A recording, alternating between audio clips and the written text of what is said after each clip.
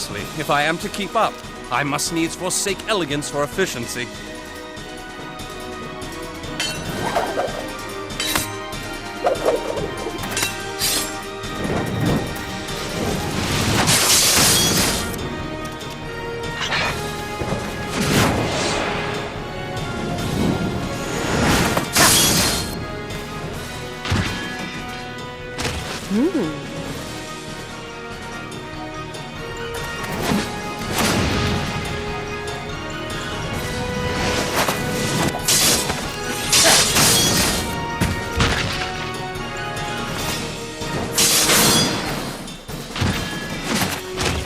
To the Aetheryte!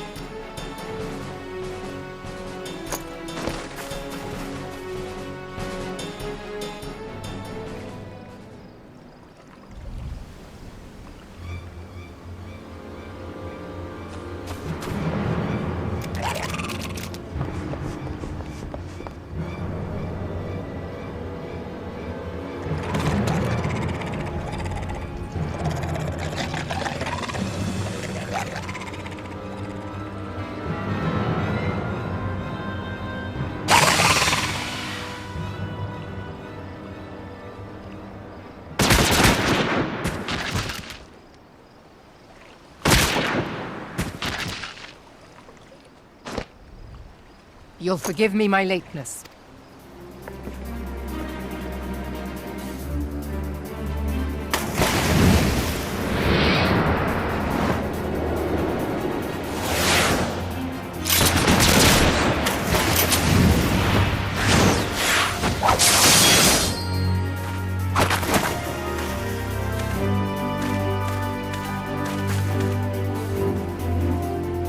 I've been something of a liability of late, I know.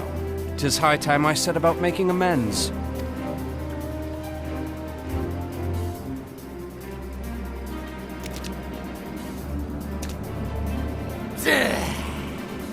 Long have you shriveled swordwalkers tormented our kind. But no more! Your time is at an end! You shall perish with salt in your wounds and sea in your lungs. Lord of the world, hearken to our plea. Lord of the world, deliver us from our misery. Do you feel that?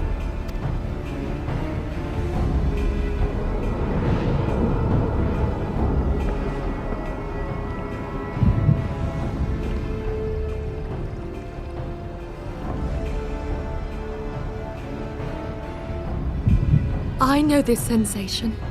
It's the echo. What?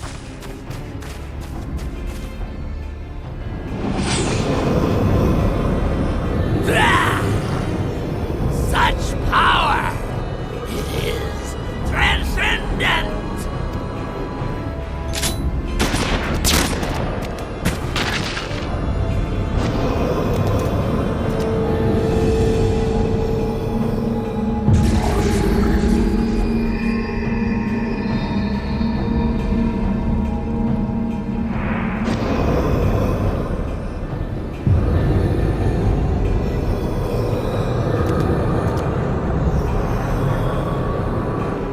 Seven hells! Strike me down if you will. It is futile! I have mastered the gift. I am eternal! O mighty Leviathan, ruler of the seas, born of waters primordial, I offer unto you this frail flesh, that you might grant your faithful servants deliverance. I beseech you, come forth!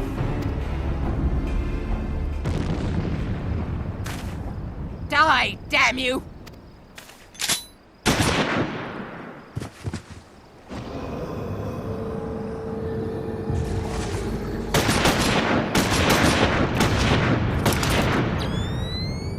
Foolish shorewalker!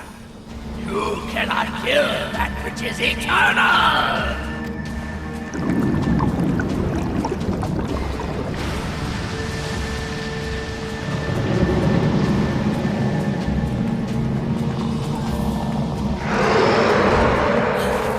Heavens forfend. Damn it all!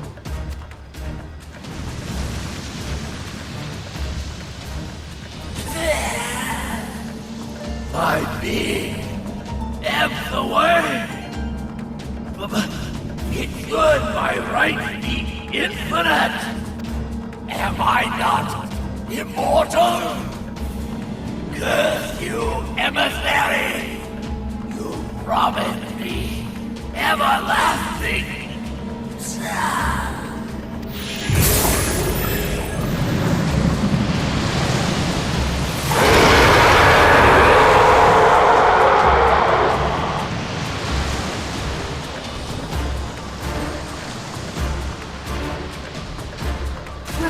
Where did he go?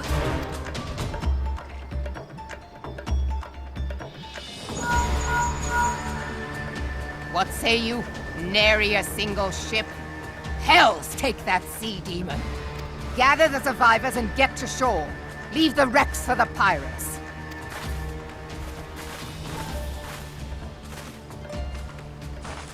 Leviathan wastes no time. The diversionary squadron is lost.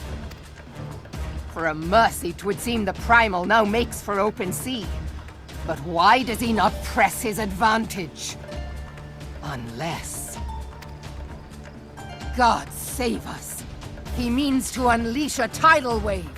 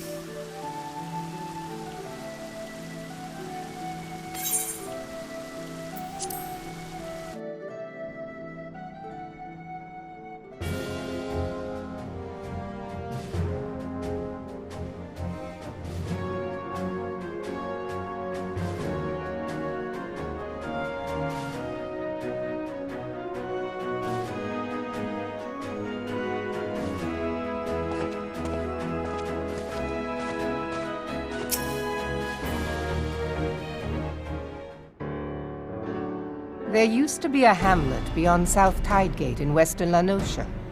Hearthstone, 'twas called.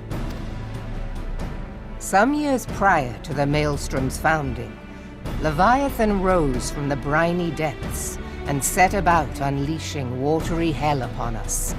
On that occasion, the company of heroes put him down before he could do too much damage.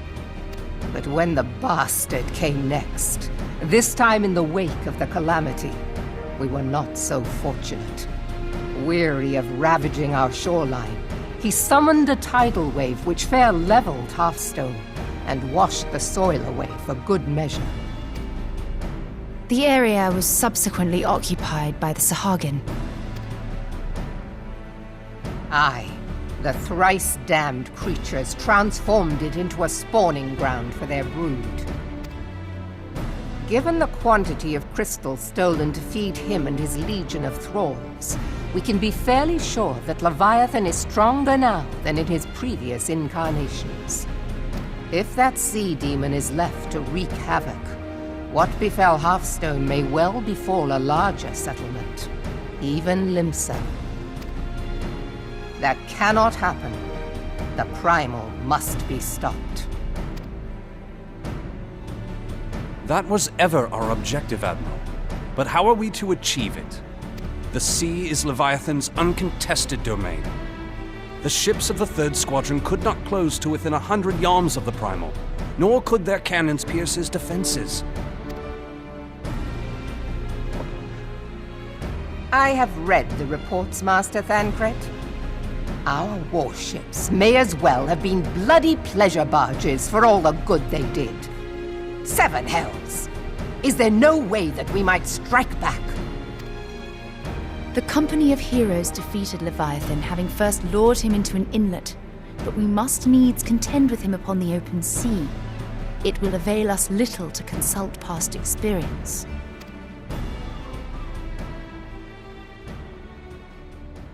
Admiral, if I may. Speak freely, Marshal. By all accounts, Leviathan's most formidable weapon is the very sea itself. Waves and whirlpools, tides and currents, all these things are his to command. The key to victory, I believe, lies in disarming our foe. This, in effect, is what the company of heroes achieved with their ruse. We cannot lure Leviathan from the sea a second time. But what if we could weaken his hold upon the element of water? I have heard of devices capable of such wonders. They draw upon the power of corrupted crystals, I am told. If mounted upon a ship, such a device might be used to prevent Leviathan from bringing the full force of the sea to bear against us, rendering him no more dangerous than any other sea serpent. Of course! Sid built a similar device to grant the Enterprise safe passage through Garuda's Tempest, did he not? Begging your pardon, my lady, but to give credit where it's due, this is something I heard from an old arcanist friend of mine. It makes little difference who thought of it first, so long as it works. Beg the specifications of this device from your friend, and I shall pass them on to our people at Naldic and Vermelis.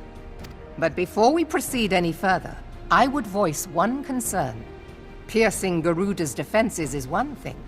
Suppressing Leviathan's attacks, quite another.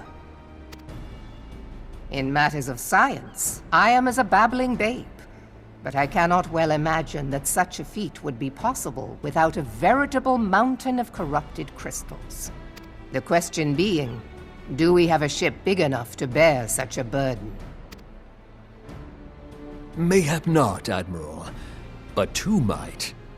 Recall you the tale of Mistbeard's greatest haul? It is said that he lashed 2 ships together, side by side, the better to bear his plunder. By your leave, we might attempt to repeat the trick. The gods know it would be quicker than building a new vessel. Mistbeard did this. Truly, Marshal, upon the subject of the Pirate King, you are as a scholar. Now, from what I have gleaned of these matters, the device will need to be in close and constant proximity to the target. To wit, we must lash our twin vessel to Leviathan. This in itself will be no small feat. Ramming speed will be required, but given the weight of the cargo, that will only be attainable with the aid of a towing vessel.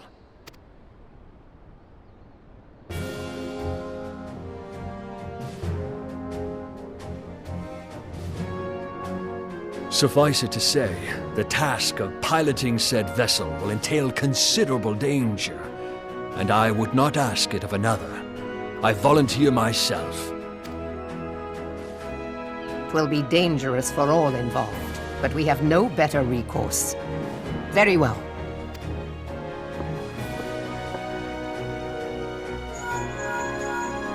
Commodore, assemble the remnants of the fleet at Morabee Bay. Give priority to our soundest vessels. The repairs can wait.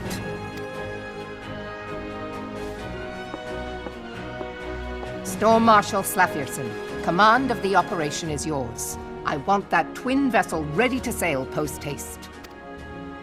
At once, Admiral.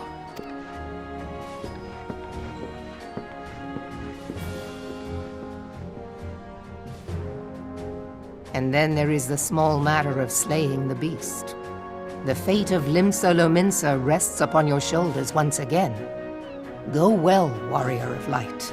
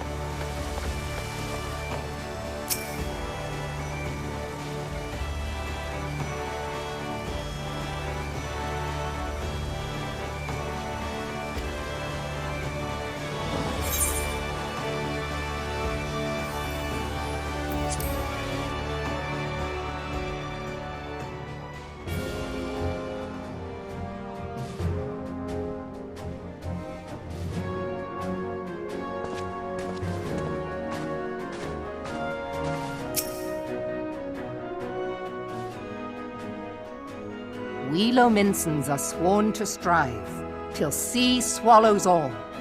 And swallow all it would have had Leviathan prevailed. That we still strive now, we owe in no small part to you. Not for the first time, you have delivered Limsa Lominsa from the wrath of a primal. Never has our nation known a stouter ally. On behalf of my people, I give you my humblest thanks.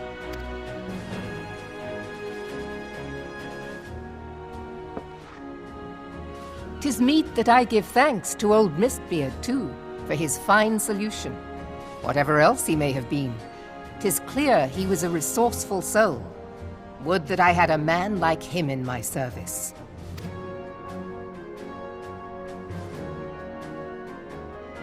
Before I set foot in these lands, I had no inkling that the people of Eorzea contended with such mighty foes.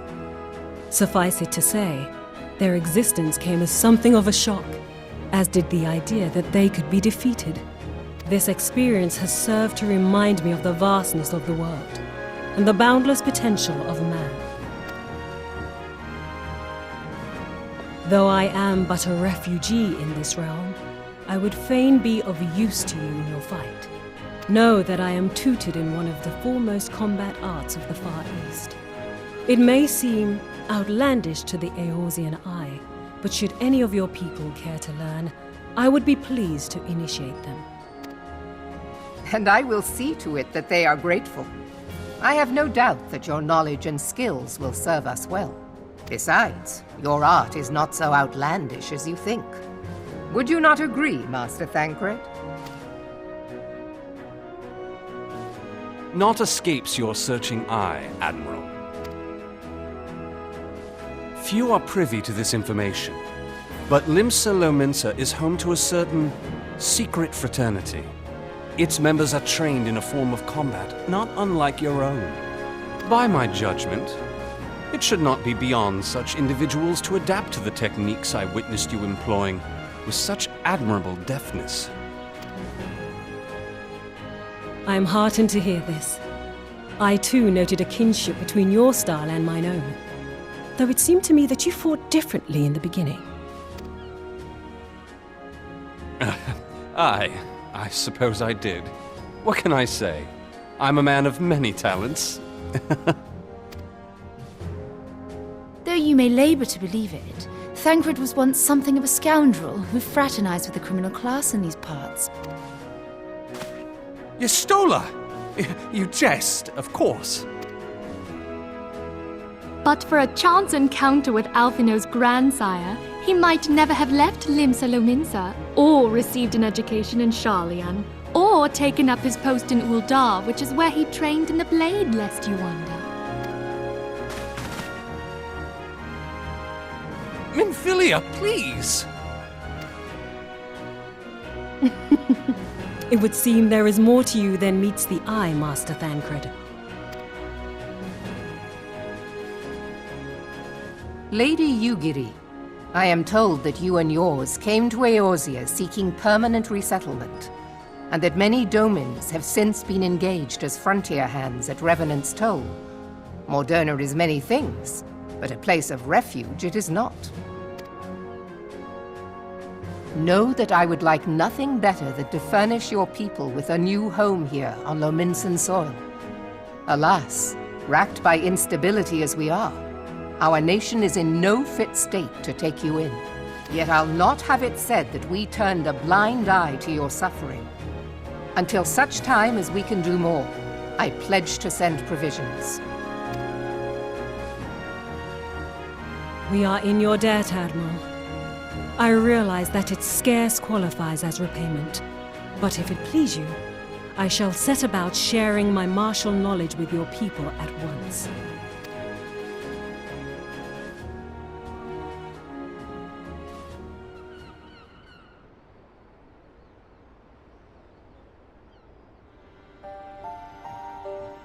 You wished a word in private.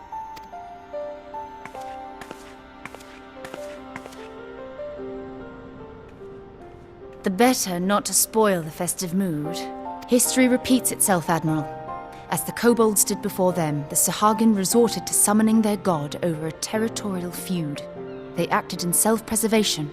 It may be that the Sahagin initiated this particular clash, but how it begins does not interest me so much as how it ends.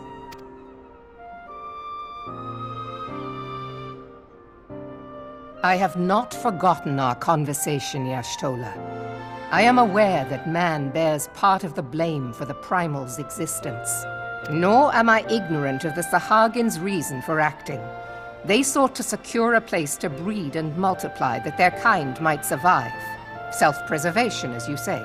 But we have as much right to live and thrive as they.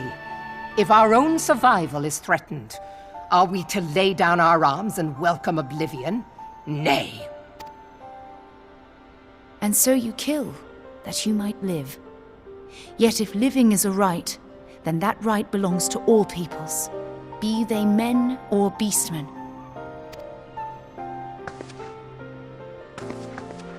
I'll not deny your reasoning. But when a storm gathers, it falls to me to see my people safely through it. That is my duty, and I shall do it.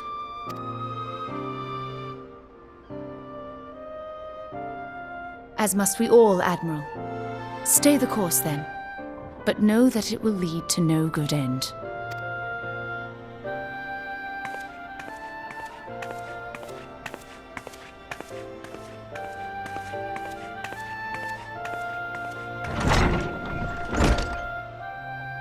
Man has ever put himself first and foremost. To justify his actions, he clads himself in the armor of righteousness, though it be a fancy of his own making. In this, mayhap the Garleans and we Domans are not so different.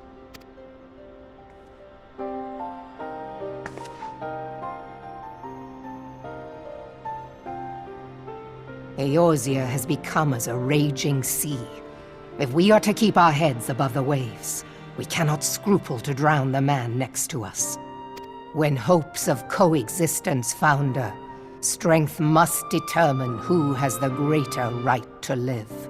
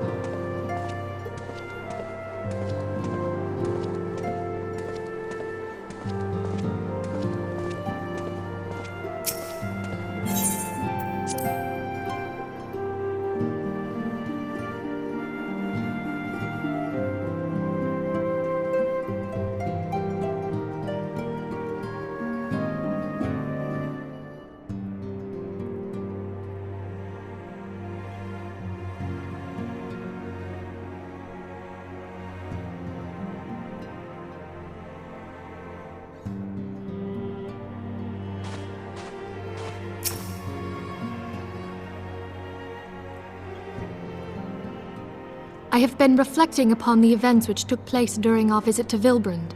If you have a moment, I would share my conclusions with you. Please, bear with me. When the Sahagin Elder summoned Leviathan, he employed the power we have come to know as the Echo. Though I cannot well explain the how of it, it would seem he became immortal in so doing. When the Admiral subsequently slew him, his spirit emerged from his lifeless flesh, a consciousness shorn of physical form. Thus transfigured, he took up residence in the body of his minion with the ease of a man donning a favorite glove. Long have I known that the Echo allows one to pass through the walls of a man's soul, but never did I imagine that it could free us from our own flesh, nor less that our souls could then occupy the next corporeal vessel to take our fancy. It was of this that Elidibus spoke, an existence which knows neither cessation nor oblivion. And yet, though the Sahagin had mastered his gift and thereby become immortal, he was by no means invulnerable. As we both bore witness, he was ultimately absorbed into Leviathan. And the import of this observation? If the Ascians' mode of existence is indeed the same, it can be inferred that they too are not invulnerable, that they can be destroyed. There exists a legend which tells of souls who are reborn upon the cusp of each umbral calamity, that they might stay the encroaching darkness. To most, it is but a fairy tale, yet recent events have given me cause to wonder, could the legend in fact refer to the Echo? Much and more yet remains unknown, but I am confident that all will become clear in time. For the present, however, what matters is that the key to defeating the Ascians may at last be within sight. With Eorzea's aid, it is my hope that I shall fathom this matter ere long.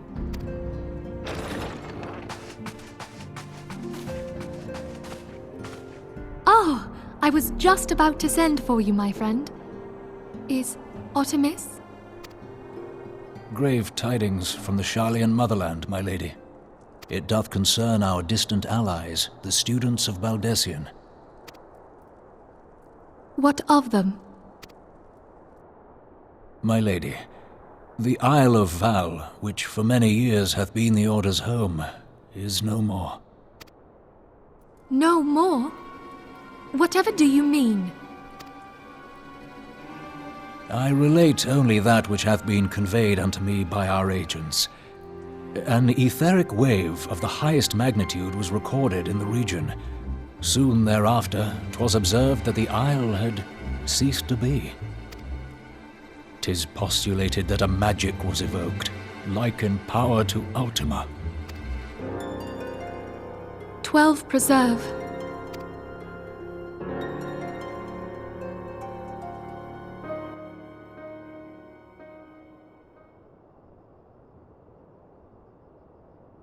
If there are no other matters, I move that today's meeting be adjourned.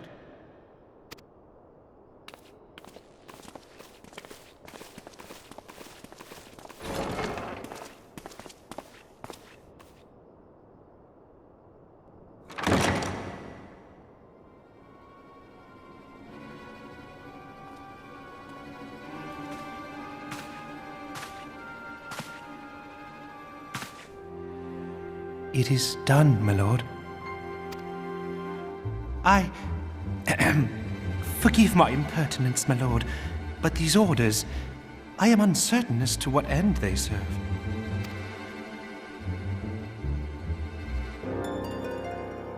Revolution.